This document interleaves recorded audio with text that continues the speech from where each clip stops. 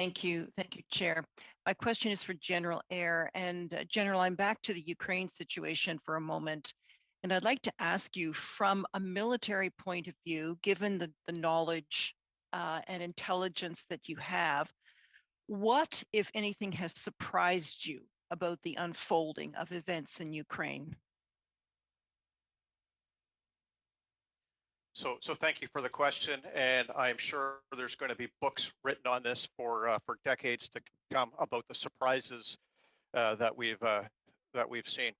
And I think the lack of early success by the Russians is something that has surprised many of us, and it's many of the basics that have caused this lack of success. Lack of maintenance, lack of the ability to integrate combined arms, lack of their own ability to achieve air dominance, and so we can get into to some detail on each of those. But there are many surprises, ranging from the tactical level employment to the operational level plan to the strategy of it in the first place that has been of a surprise. But I will say that this event has caused us to face the most dangerous time in the world in what I would argue is generations. And so we have to continue to be prepared for what may come, because I for one am worried as to how this could finish up. May I ask a follow-up? Yeah, And go that ahead. Go ahead. and that is what, and I asked this question of the minister too, but I'll pose it to you as well. What are the most likely scenarios at this point in time going forward? So, Mr. Chair, I don't know, but I do know there are certain things that we have to keep at the top of our mind. Call them objectives. And I would say the first one is avoiding the escalation to a nuclear war.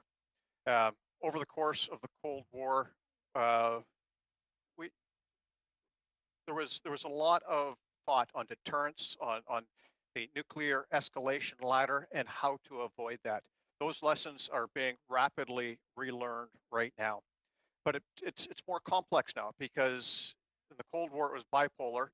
Now it's multipolar when you bring China into this. We have to maintain NATO cohesion. And I think going back to the question of surprises, this is a pleasant surprise, just how cohesive NATO has become. It's gone back to its raison d'etre and the collective defense. And so that is something that has to be maintained. We have to keep Ukraine free. And that speaks to maintaining the international order and the support for democracies. So reconciling those three is going to be the challenge, I believe, of the West going forward. And we have to remember that China is watching.